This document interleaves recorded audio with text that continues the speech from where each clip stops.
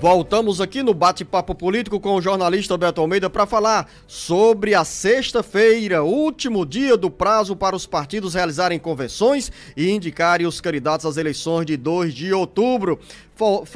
Voltamos a falar, jornalista Beto Almeida, sobre esse calendário da legislação eleitoral e do ponto de vista partidário da disputa pelo governo do estado. Temos 3 forças compostas aí com coligações que ainda estão sendo formadas, formalizadas e finalizadas. Afinal, temos hoje até meia-noite ou às 23 horas e 59 minutos para o encerramento, para a conclusão dessas convenções. As convenções são uma exigência da Justiça Eleitoral, do calendário das eleições, para os partidos se credenciarem, se habilitarem a concorrer a mandatos eletivos no dia 2 de outubro. E temos, na corrida ao governo do estado, 3 forças partidárias de coligações. Uma, Roberto Cláudio, candidato do PDT ao governo do estado, tendo como vice Domingos Filho, do PSD, a aliança que tem também a presença do PSDB, do Cidadania e do PSB, Partido Socialista Brasileiro. Roberto Cláudio é apoiado pelo presidenciável Ciro Gomes. Até o momento, os irmãos Ivo e Cid Gomes não declararam apoio a Roberto Cláudio, porque lá atrás eram defensores da candidatura de Isolda Sela. Temos a candidatura do Capitão Wagner a ser oficializada hoje com o nome do PL na vice. Capitão Wagner, do União Brasil, vai mobilizar o União Brasil, PL, Avante, Podemos e PTB, podendo também atrair os republicanos. E aí temos como principal palanque do candidato do PT à presidência da República, Luiz Inácio Lula da Silva, aqui no Ceará, a candidatura a governador de Elmano de Freitas, tendo como candidato ao Senado Camilo Santana. E nessa aliança estão o PT, o MDB, o PCdoB e o PV. São forças partidárias que estão definindo as diretrizes da disputa ao governo do estado e uma eleição que tende a ser bem acirrada, Beto.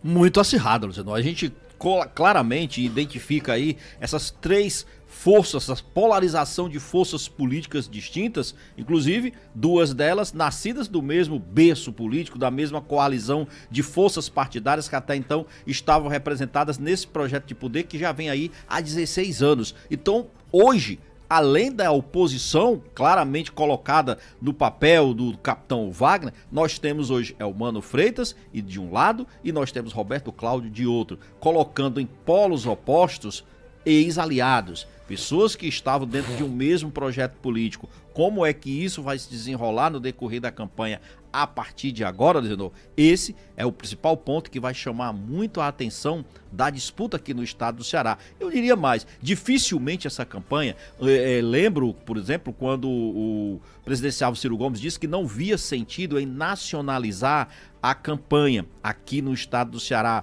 ou cearalizar, como ele também usou o termo, de colocar do ponto de vista de que forças iriam dominar esse embate e sairiam vitoriosas. Na realidade, não é algo que eu diria praticamente impossível você não nacionalizar esse debate, porque nós temos... Porque, Beto, é o histórico das eleições no Brasil. E aqui no Ceará especificamente. Se você lembrar o período da gestão do Fernando Henrique Cardoso, tínhamos aqui o hoje senador Tasso Gereissati como principal liderança do PSDB, que foi beneficiado pela gestão de Fernando Henrique Cardoso. Passamos para o ciclo de poder de 3 mandatos, 3 eleições, Luiz Inácio Lula da Silva, Dilma Rousseff. Nas 3 eleições, tivemos a ascensão do hoje senador Ciro Gomes em 2006, sendo eleito governador, e naquele momento eleitos ao Senado Eunício Oliveira e também José Pimentel. A eleição de 2006, Beto Almeida, tivemos... foram esses 2 senadores. Esses dois senadores tendo como principal âncora a liderança nacional do então presidente Luiz Inácio Lula da Silva. E agora, mais do que nunca, Luciano, nós temos o Capitão Wagner, que tem aí como seu principal aliado o atual presidente da República, Jair Bolsonaro. Nós temos o ex-prefeito Roberto Cláudio, que tem como aliado um presidenciável, Ciro Gomes, do PDT. e Eumano Freitas, que tem também como puxador de voto, como seu aliado, o presidenciável Luiz Inácio Lula da Silva. Então, são ações que se interlaçam, são medidas, aliás, medidas de campanha que não vão ter como não impactar e não chamar a atenção do cenário nacional. Então, o que for discutido por esses candidatos presidenciáveis, é óbvio que isso terá repercussão dentro aqui do estado do Ceará. Lembrando que, além disso, Luciano, a gente tem hoje uma verdadeira expectativa em relação a um cabo de guerra que se colocou nessa disputa, que é a atração dos prefeitos dos 184 municípios do Ceará. Cada um tenta mostrar força, totalizando o número de apoios que recebe desses gestores. Então, eles têm de fato impacto numa disputa estadual? Tem. Eu não sei se é um impacto que chega ao ponto de fazer uma decisão mesmo no quadro geral eleitoral, mas é óbvio que um prefeito bem avaliado, um gestor bem avaliado, a tendência é que ele, ao definir politicamente por um determinado candidato, ele possa influenciar o seu eleitorado, o seu munícipe. Então é daí a importância que o acompanhamento que se dá para cada dia que a gente observa de um prefeito que de um lado ou de outro demonstra apoio político a determinada candidatura. Fazer uma correção sobre os dados que eu falei em relação a 2006. Na realidade, jornalista Beto Almeida, em 2006 tivemos uma vaga ao Senado. Quem foi eleito?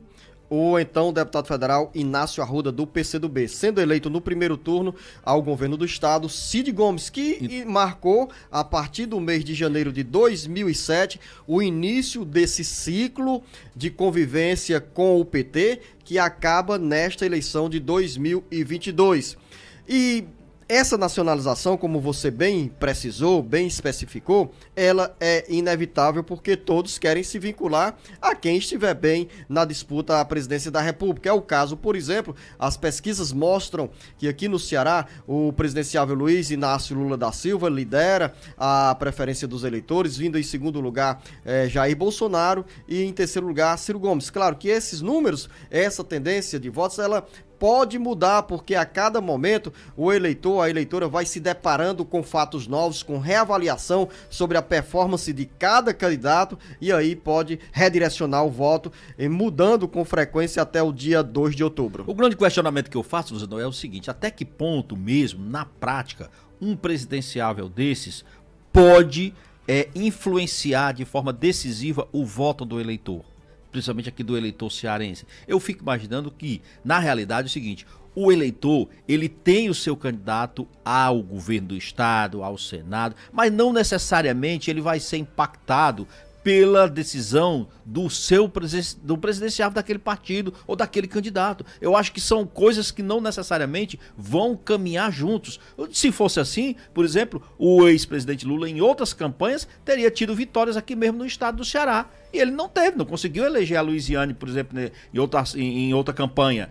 Claro, nós temos depende muito também aí, jornalista Beto Almeida, da afinidade que o eleitor, que a eleitora encontra com aquele candidato à presidência da República, com a candidata à presidência da República, né? E os eleitores vão às urnas, né, num sentimento de expectativa de melhores condições de vida do ponto de vista coletivo. O eleitor vai à urna por gratidão, votar em quem ele acredita que possa fazer novamente um bom governo, vai às urnas para apostar em quem está no poder para renovar o mandato ou então para acreditar em renovação. São as nuances da disputa eleitoral que você vai acompanhar aqui no dia a dia. E também outro viés dessa corrida eleitoral de 2 de outubro vai ser cada vez mais acirrada, jornalista Beto Almeida, a briga pelas vagas à Câmara Federal e à Assembleia Legislativa. Nós temos 22 deputados federais, a maioria está concorrendo à reeleição,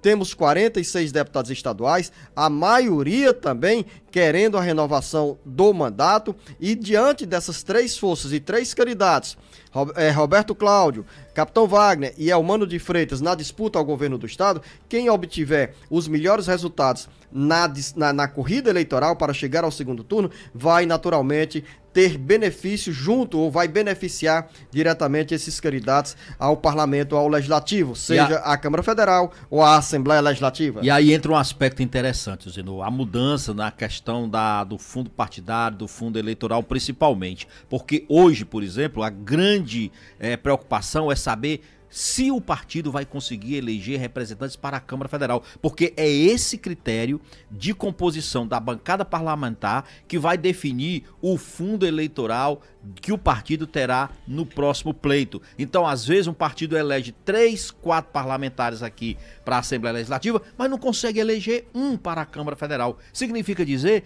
que, do ponto de vista do fundo, da composição do fundo eleitoral e partidário, este partido está no prejuízo. Então, mais do que o cenário para a Assembleia Legislativa, a composição e a representação partidária desses 22 deputados federais do Ceará vai indicar quem vai sair fortalecido ou não nesta questão do fundo, Luciano. Lembrar para você, ouvinte internauta, que a conta do fundo eleitoral é bancada por você, como contribuinte, como cidadão, como cidadã. O fundo eleitoral para 2022 tem pelo menos 4 bilhões e 500 milhões de reais. Somente para o União Brasil são pelo menos 800 milhões de reais. Então, como bem disse o jornalista Beto Almeida, os partidos estão de olho na formação de bancadas federais, porque é o principal critério para a composição do fundo eleitoral para os próximos anos, para as eleições de 2024 e de 2026. Além desse fundo eleitoral, os partidos têm também o fundo partidário, ou seja, em 2022 essa soma deve passar dos 6 bilhões de reais. Um verdadeiro butim, Luciano, como se diz, de verbas públicas para bancar a campanha e bancar os partidos políticos. Eu não estou nem aqui entrando no mérito se isso é bom ou ruim, não, porque nós tivemos experiências muito amargas em relação à questão do financiamento privado nas campanhas políticas, em que empresas investiam e empresa não investe em candidato nenhum, Luciano, se não tiver retorno. Então nós estamos hoje com um modelo... E uma pergunta capciosa, você acha que muda em relação ao lobby das empresas, às pressões das empresas, aos interesses junto aos parlamentares? Você acha que nós não vamos continuar tendo um parlamento composto de diferentes correntes ideológicas, partidárias e também de interesses dos sindicatos, que são interesses justos dos sindicatos, seja empresariais ou de trabalhadores? Não, a questão da mudança, aliás, da representatividade dessas forças, Luciano, inclusive de interesses distintos, eu acho legítimo. É o que eu digo, a gente costuma dizer o seguinte, o lobby dessas forças, ele é legítimo. O problema é quando o financiamento passa do limite republicano, como se diz. Quando há interesses outros, quando há compra literalmente de matérias, no jogo, eles entram no jogo político pesado que vai além do considerado normal. Eu concordo também com você que o sistema público de financiamento não resolve essas questões e essas dúvidas, mas ainda assim, dizendo, é algo que a gente precisa conviver até encontrar um meio termo nisso. Eu quero encerrar o nosso bate-papo político nesta sexta-feira, Beto Almeida, convidando os nossos ouvintes para nos acompanhar amanhã com Marcos Surlan e com Paulo Bacelar no Jornal Alerta Geral Caminhos da Aposentadoria. Muitas informações com esclarecimentos para os ouvintes que precisam da informação segura na área da Previdência Social. Então, para encerrar, qual é a notícia do Auxílio Brasil? Boa ou ruim? Não, Luciano, na realidade é o seguinte, é boa e ruim, vamos ver. Porque eu estou falando é o seguinte, o Auxílio Brasil, o presidente Bolsonaro, com a questão da medida provisória, ele não vetou o percentual que ele estipulou, que foi defendido pela equipe econômica, Luciano, de empréstimo consignado para as famílias que hoje são beneficiárias do Auxílio Brasil. É algo que vem recebendo muitas críticas, mas ela tem um potencial eleitoral, não tenha dúvida. Hoje, por exemplo, a partir de agora, as famílias vão passar a receber, pelo menos até dezembro, R$600. Imagine você, Luciano, que elas vão ter até direito de pedir empréstimo consignado, o equivalente a 40% desse valor. Então, na prática... Mas ainda precisa ser regulamentado a margem, né? Porque nós temos aí é que tá o esse problema. Aumento de R$600, de 400 para R$600, R$200, de forma provisória, né? Como os bancos irão fazer empréstimo a longo prazo com essa diferença. Mas independente desse reajuste, o que chama a atenção, Beto, é que as instituições financeiras já estão em cima dos beneficiários do Auxílio Brasil para tirar uma casquinha sobre empréstimos consignados. Claro que estão. Você sabe por quê, Luciano? Não foi estabelecido um teto para a cobrança do juro do empréstimo consignado. Porque o empréstimo consignado ele tem que ter juros mais baixos. Por quê? Porque não tem risco praticamente de calote. Olha, o servidor público, seja ele municipal, municipal, federal, o aposentado da Previdência Social, ele pede um empréstimo, o juro dele tem que ser mais baixo, porque aquele dinheiro já é descontado na folha ali, quando ele vai receber já está lá. E no caso aqui do do Auxílio Brasil, não foi estabelecido um teto de juros e nem no Zenô, por exemplo, um limite de juros que pode ser cobrado pelos bancos. Só para você ter ideia, eu vi um levantamento feito pelo jornal O Globo, você sabe quanto é que pode ficar, Luzenô, ao mês, no caso aqui do Auxílio Brasil, por exemplo, os servidores públicos, ao ano, na realidade, até 78,8% de cobrança de juros. Imagina o nível de inadimplência que pode atingir famílias